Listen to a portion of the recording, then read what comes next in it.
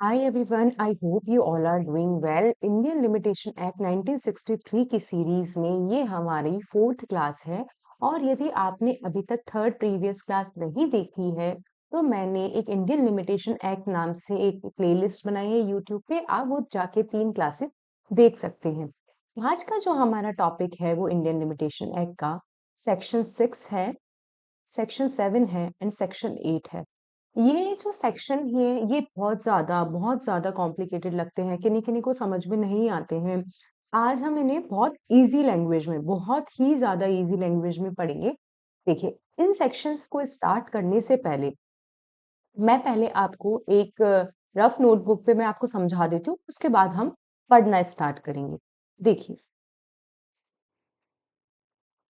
देखिए, section 6, section 7 and section 8, इन तीनों सेक्शनों को साथ में पढ़ा जाता है। ठीक है। सेक्शन 6 एंड 7 मेजरली क्या बात करता है, समझिएगा कि जब लिमिटेशन पीरियड स्टार्ट होने वाला है, मतलब स्टार्ट हो चुका है, जब लिमिटेशन पीरियड स्टार्ट हो चुका है मींस इनिशिएशन, जब स्टार्ट बिल्कुल एट द स्टार्टिंग पॉइंट,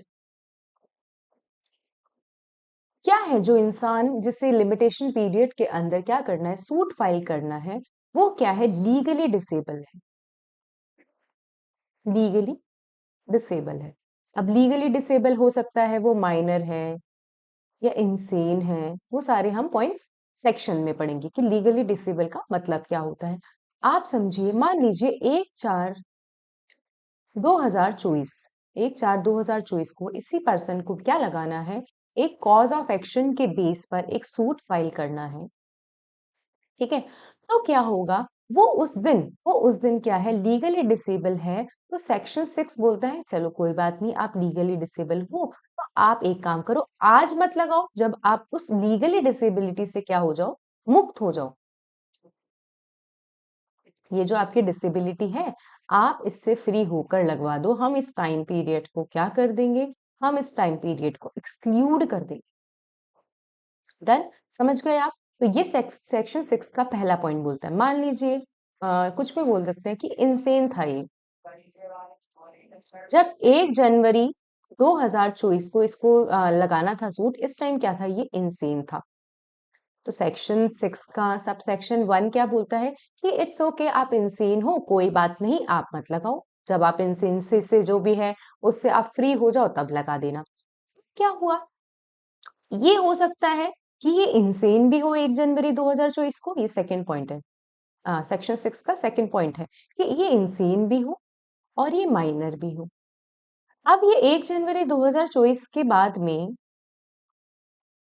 हो सकता है कि ये इंसेंसी से अपनी मुक्त हो गया, जो ये इंसेन था इससे मुक्त हो गया 1 जनवरी 2025 को। तो ठीक है, सेक्शन 6 के सब सेक्शन 1 के थ्रू तो इसे लगा देना चाहिए। लेकिन क्या हुआ, अब ये इस टाइम पे माइनर है। अब ये जो माइनर सही हो रहा है, ये हो रहा है, मतलब माइनर मेजर हो रहा है, ये हो रहा है 1 जनवरी 2026 को। तो ये बोल रहा है सेक्शन कि आप यदि दो लीगल डिसेबिलिटी से, यदि दो लीगल डिसेबिलिटी आपके अंदर है तो आप, कोई बात नहीं, जब आपकी दोनों लीगल डिसेबिलिटी खत्म हो जाए, आप तब सूट फाइल कर दें। समझ में आ गया होगा आपको। आते हैं हम नेक्स्ट पॉइंट पे। नेक्स्ट पॉइंट क्या हो सकता है कि थर्ड पॉइंट, जैसे ये सब स्टेज वाइज चल रहे हैं। पहले में क्या था, पहले में एक लीगल डिसेबिलिटी थी, दूसरे में क्या था, दूसरे में दो लीगल डिसेबिलिटी। अब क्या था, समझिएगा कि अब ये 1 जनवरी 2024 को क्या हुआ, ये लीगली डिसेबिलिटी से इफेक्टेड था। ठीक है, इसमें जो लीगली डिसेबिलिटी थी उससे अफेक्टेड था। मान लीजिए ये इंसेन था, जब इसे सूट फाइल करना था, ये क्या था, इंसेन था। क्या हुआ, ये जो इसकी लीगल डिसेबिलिटी है, इसकी डेथ हुई 1 जनवरी 2025 को। ये लीगल डिसेबिलिटी बनी रहे। अब ये सोच, मतलब जो भी है, अब इसका तो क्या हुआ, राइट तो उसका खत्म हो जाएगा, इसको ऐसा फील होगा कि, तो ये बोल रहा है सेक्शन सब सेक्शन 3 कि आप यदि किसी की डेथ हो जाती है, एलआर को एलआर को जितना लिमिटेशन पीरियड में टाइम है उतना उतना टाइम मिल जाएगा। इसकी डेथ के बाद में किसको टाइम मिल जाएगा? एलआर को टाइम मिल जाएगा। तो ये कौन सी स्टेज हो गई? ये थर्ड स्टेज हो गई सेक्शन 6 की।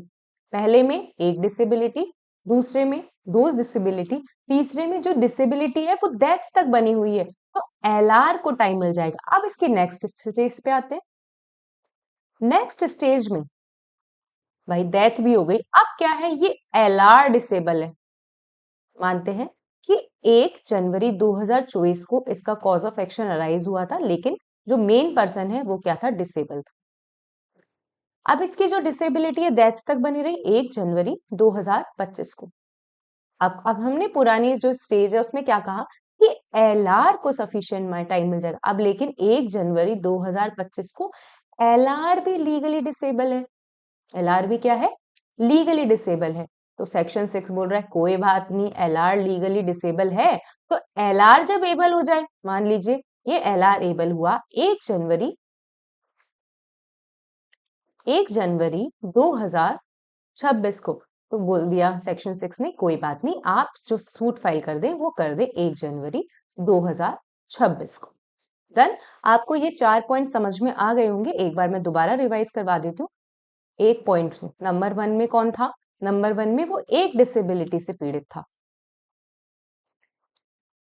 नंबर सेकंड में वो एक डिसेबिलिटी से पीड़ित था, प्लस वो एक अनदर डिसेबिलिटी से भी अफेक्टेड था। थर्ड वाले में जो इसकी डिसेबिलिटी थी वो डेथ तक बनी हुई थी। आप खुद ही सोचो, डेथ तक बेचारा मर गया, अब क्या करेगा? अब कौन सूट फाइल करेगा? तो ये बोल रहा है कोई बात नहीं, एलआर लगा देगा, एलआर को सफिशिएंट टाइम मिल जाएगा। और फोर्थ पॉइंट में जब इसकी डेथ हुई तब एलआर एलआर भी डिसेबल था, तो वो बोलता है कोई बात नहीं, जब एलआर एबल हो जाए तब लगा देगा। आई होप सेक्शन 6 का जो बेस है, जब पढ़ते हैं तो हार्ड लगता है, लेकिन स्टेज बाय स्टेज चलेंगे 1 2 3 कि क्या स्टेज नेक्स्ट हो सकती है, क्या स्टेज नेक्स्ट हो सकती है, तो आपको सेक्शन 6 बहुत इजी वे में क्या हो जाएगा? इजी टू गो लैंग्वेज में समझ में आ जाएगा। आ जाइए स्क्रीन पे, देखिए सेक्शन, देखिए क्वेश्चन आपसे मेंस में क्या पूछ सकते हैं? Where person entitle to initiate, लेकिन आपको ये याद रखना है यहाँ वर्ड है इनिशिएट। जब सूट लगाना है, as the at the time of suit, at the time of filing of suit क्या है? आप क्या है? माइनर है, इंसेन है, या मेंटली डिसेबल्ड है। ये है लीगल डिसेबिलिटी। सेक्शन 6, 7, 8 की लीगल डिसेबिलिटी की जो बात हुई है वो तीन बात हुई है। आप माइनर है, इंसेन है, या मेंटली डिसेबल्ड है। क्वेश्चन क्या है? When will limitation period start? ठीक है, सूट फाइलिंग का जो लिमिटेशन पीरियड है वो कब स्टार्ट होगा? आ जाइए। Section 6, section 7 and section 8 Indian limitation act in legal disability से क्या करता है? डील करता है। सेक्शन 6 में क्या लिखा हुआ है? Legal disability. तो सबसे पहले लिखा हुआ है where a person entitled to, जाते हैं नेक्स्ट पेज पे।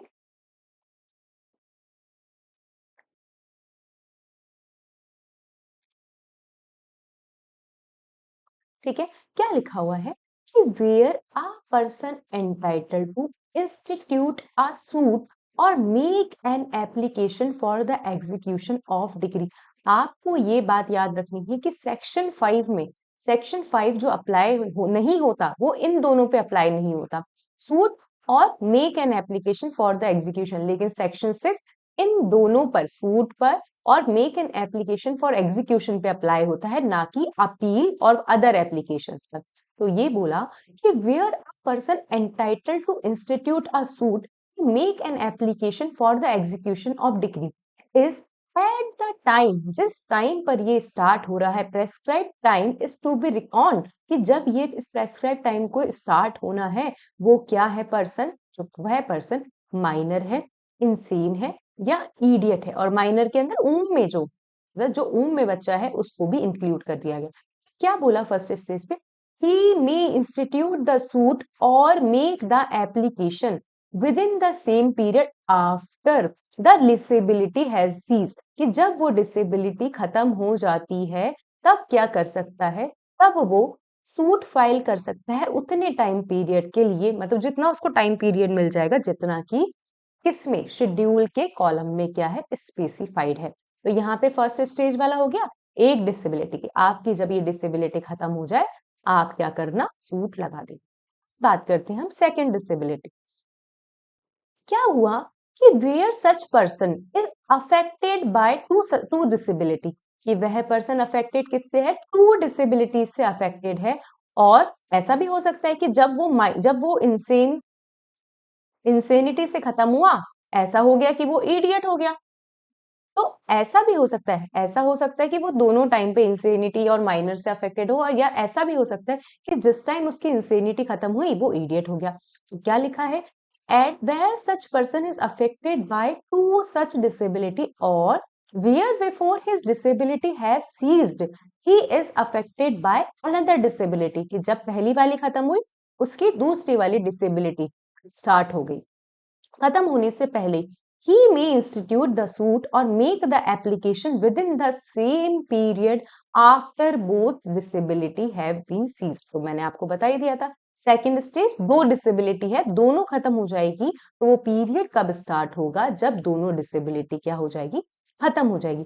थर्ड पॉइंट है where the disability continues up to death of the person. मैंने आपको बताया था कि थर्ड स्टेज क्या है? अब डेथ हो गई, तो एलआर को कितना टाइम मिल जाएगा? डिसेबिलिटी डेथ तक चली थी, तो एलआर को मान लीजिए 3 साल तक का टाइम था। अब लेकिन डिसेबिलिटी डेथ तक चली, तो एलआर को जितना टाइम मिल जाएगा, 3 इयर्स मिल जाएंगे। His LR may institute the suit or make the application within the same period after the death। वो डेथ के बाद में उसके सेम पीरियड में क्या लगा सकता है? सूट फाइल कर सकता है या एप्लीकेशन कर सकता है। अब ये क्या था? अब जो सेक्शन मैंने आपको बता ही दिया था, सेक्शन क्या अब क्या है? एलआर। जो एलआर है वो ही क्या है? वो भी लीगल डिसेबिलिटी से पीड़ित है। पीड़ित नहीं बोल सकते, अफेक्टेड है। कि जो एलआर सेक्शन 3 में हमने कहा डेथ के टाइम पे जिसको वो रिप्रेजेंट करता है, वो एक डिसेबिलिटी से क्या है? अफेक्टेड है। तो सेम यहाँ पे 1 and 2 सेम, कि भाई एक डिसेबिलिटी से पीड़ित है, उस डिसेबिलिटी के बाद लगा दे, और यदि दो डिसेबिलिटी से पीड़ित है तो दोनों के खत्म होने के बाद लगा दे। तो क्या हुआ? अब देखना, समझना मेरी बात। इसको समझने के लिए पहले हम स्क्रीन पे चलते हैं। इसको समझने के लिए आपको थोड़ा सा दिमाग लगाना। देखिए, 1 जनवरी 2024 ए को लगानी थी एप्लीकेशन, और ये कुछ भी नहीं था, पीड़ित वीड़ित नहीं था, ठीक है। अब क्या हुआ? 1 जनवरी 2024 को मान लीजिए इसके पास में 3 इयर्स का टाइम पीरियड है। क्या है? 3 इयर्स का टाइम पीरियड है। अब क्या हुआ? 3 इयर्स में अब ये कोई डिसेबिलिटी से अफेक्टेड नहीं है, तो इसने अब ये लगा सकता था, इजी वे में लगा सकता था।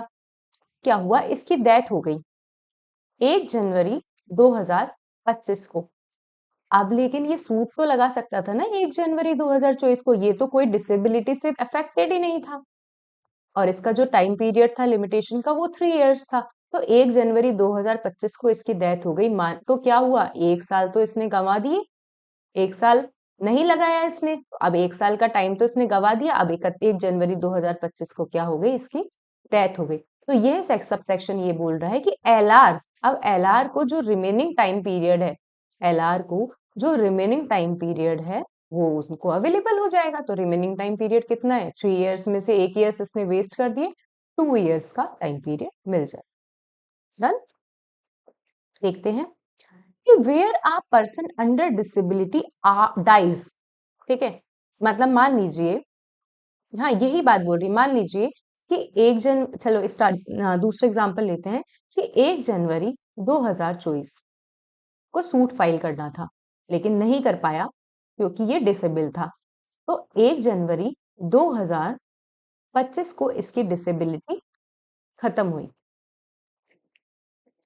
मैं उसी एग्जाम्पल से मैच करके आपको बता रही हूँ। 1 जनवरी 2025 को इसकी डिसेबिलिटी सीज हो गई, खत्म हो गई। इसका टाइम पीरियड स्टार्ट होता है 1 जनवरी 2025 से। अब क्या हुआ? 1 जनवरी, अब 2025 से 3 साल, मतलब 1 जनवरी 2028 तक का टाइम। अब इसने लगाया ही नहीं सूट। 1 जनवरी 2026 को इसकी क्या हो गई? डेथ हो गई। तो आपने ये 1 साल का टाइम पीरियड जो वेस्ट कर दिया ना, वो आपके एलआर को नहीं मिलेगा। पढ़ लेते हैं। Where a person under disability dies after the disability ceases but within the time period allowed to him. तो टाइम पीरियड तो क्या था? 1 जनवरी 2026 को मरा। टाइम पीरियड क्या था? 1 जनवरी 2028 तक का टाइम पीरियड था इसके पास में। उसके LR, his LR may institute the suit और make the application within the same period after the death as would otherwise have been available to that person had he not died. यदि ये नहीं मरता तो इसको कितना time मिलता? 1 जनवरी 2028 तक का ही तो टाइम मिलता। अब इसके एलआर को भी 1 जनवरी 2028 तक का टाइम मिलेगा, ना कि 3 साल का। आई होप आपको पूरी स्टेजेस समझ में आ गई होंगी। एडिशनल नोट्स पढ़ लेते हैं इसके हम। देखिए, Section 6 only deals with suits or application for execution of decree, not on appeal or suits to enforce right or preemption। मतलब ये किस पे अप्लाई होता है?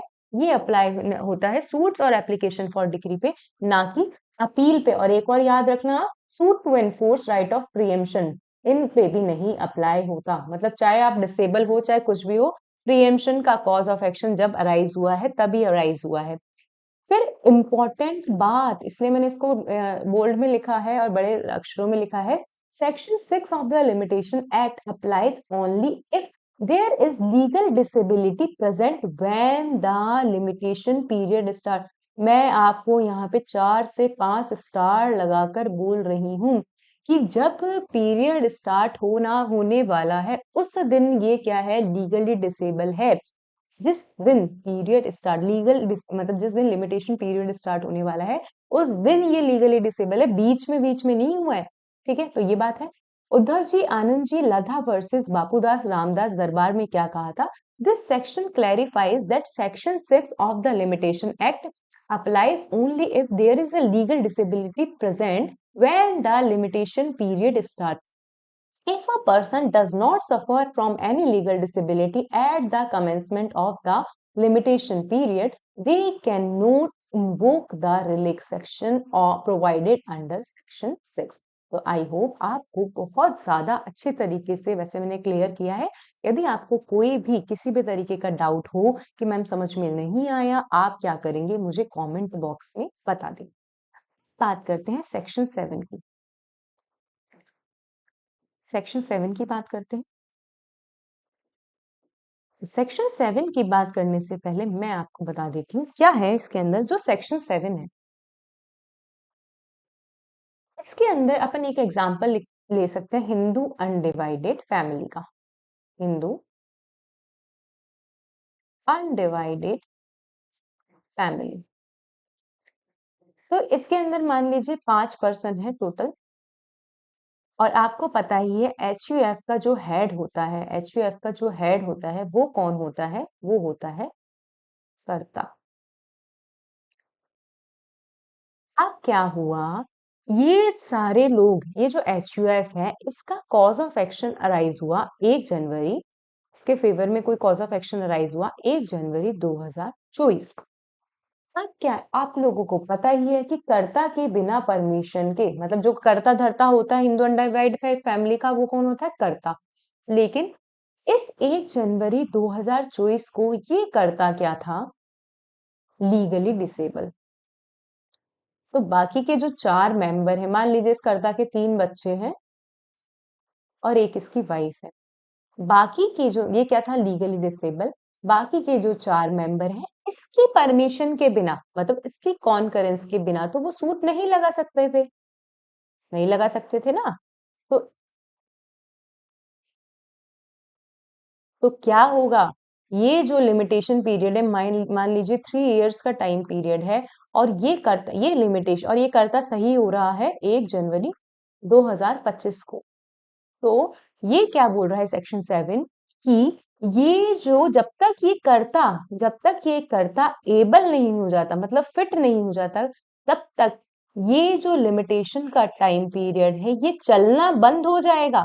मतलब एक्सक्लूड कर दिया जाएगा इन सबके लिए। ना कि अकेले कर्ता के लिए। ये जो 4-5 लोग हैं, ये जो पांचों लोग हैं, लिमिटेशन का टाइम पीरियड इनके लिए चलना बंद हो जाएगा। आई होप आपको समझ में आ गया होगा।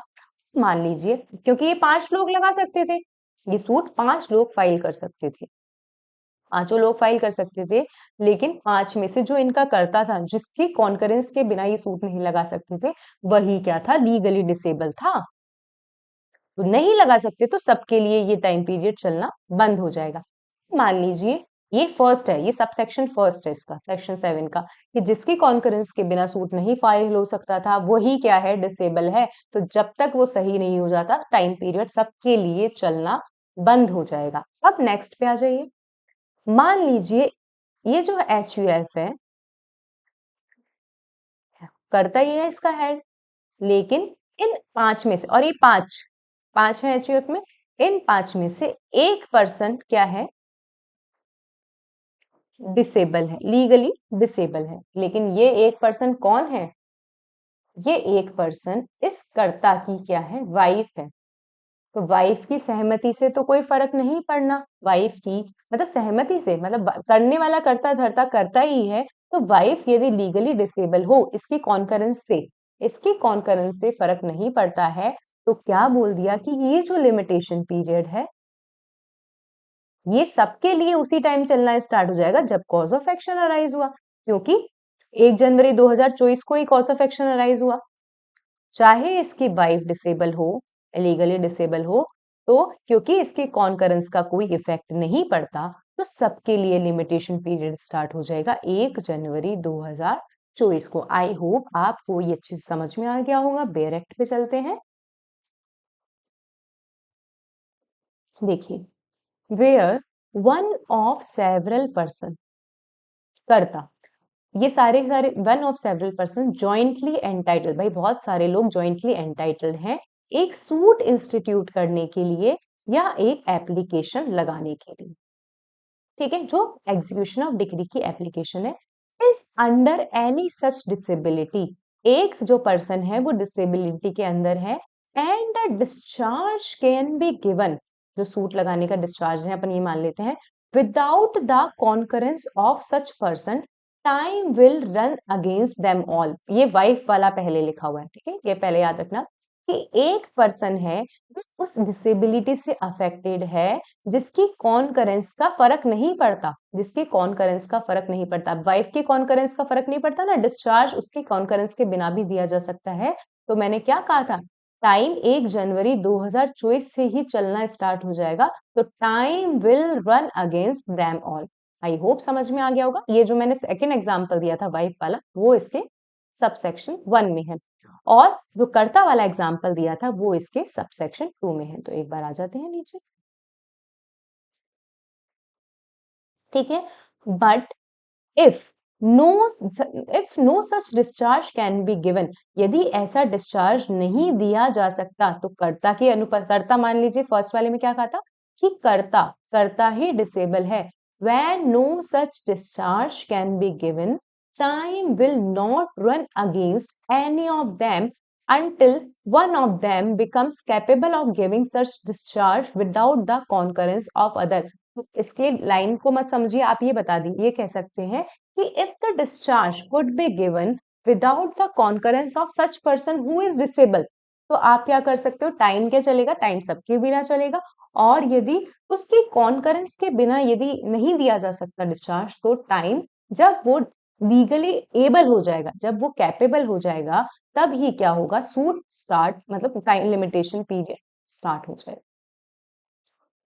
एक्सप्लेनेशन 1 में क्या कहा है, this section applies to a discharge from every kind of liability, मतलब चाहे वो मूवेबल प्रॉपर्टी की हो चाहे इमूवेबल प्रॉपर्टी की हो। तो यही लिखा है, this section applies to a discharge from every kind of liability including a liability in respect of any immovable property. और एक्सप्लेनेशन सेकंड में हम पढ़ ही चुके हैं कि for the purpose of this section the manager of Hindu undivided family governed by Mitakshara law shall be deemed to be capable। तो manager कौन होता है, कर्ता। उसे क्या माना जाता है, उसे माना जाता है कि वो कैपेबल है, capable of giving a discharge without the concurrence of other member of the family, कि वो एक ऐसा पर्सन है, वो किसी और पर्सन की परमिशन के बिना ही क्या कर सकता है, डिस्चार्ज दे सकता है। अब आते हैं सेक्शन 8।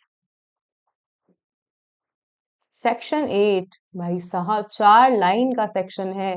और जब पढ़ता है कोई, जब कौन पढ़ता है, जब कोई भी स्टूडेंट पढ़ता है, वो समझ ही नहीं पाता क्या लिखा हुआ है, उस 4 लाइन में ही क्या लिखा हुआ है। सबसे पहले तो मैं आपको बता देती हूँ, यही लिखा हुआ है, ये सेक्शन 8 है ना, ये कोई मेन सेक्शन नहीं है। ये किसके साथ चलता है, सेक्शन 6 एंड सेक्शन 7 के साथ चलता है। ये सेक्शन किसके साथ चलता है, सेक्शन 6 एंड सेक्शन 7 के साथ चलता है। एक बार होल्ड रखिएगा,